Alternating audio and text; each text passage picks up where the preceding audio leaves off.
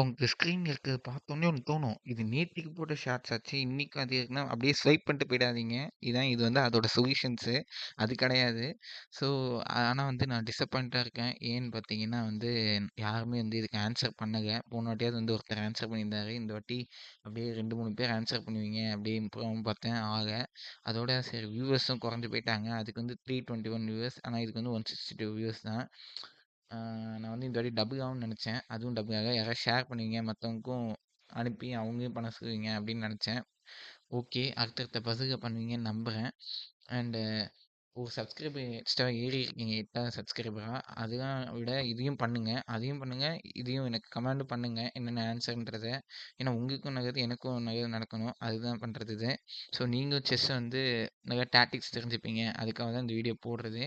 மறக்காம இனிமேவாவது சப்போர்ட் பண்ணுங்க. லைக் பண்ணி, சப்ஸ்கிரைப் பண்ணி அண்ட் கமெண்ட் பண்ணுங்க மறக்காம ஆன்சர்ஸை இனிமேவாவது அடுத்தடுத்த பதிவு போடும்போது. அடுத்த பதிவு வந்து நான் மண்டே போடலான்னு இருக்கேன். அதோட சேர்த்து பிகினர்ஸ்க்கு ஒரு வீடியோ போடலான்னு இருக்கேன் நான் வந்து அடுத்து. ஸோ இப்போ நம்ம வகன்னு பேசாம சரி இப்போ சொல்யூஷனுக்கு போயிடுவோம். என்ன பார்த்தீங்கன்னா ஒயிட் டு ப்ளே வந்து என்ன பண்ணால் புஷ்அப் டேக்ஸ் A7. ஸோ இது கொஞ்சம் டைம் எடுத்துக்கும். ஏன்னா இன்ஜின் ப்ளே பண்ணுறதுக்கு கொஞ்சம் டைம் எடுத்துக்கும். அப்போ வெயிட் பண்ணுவோம்.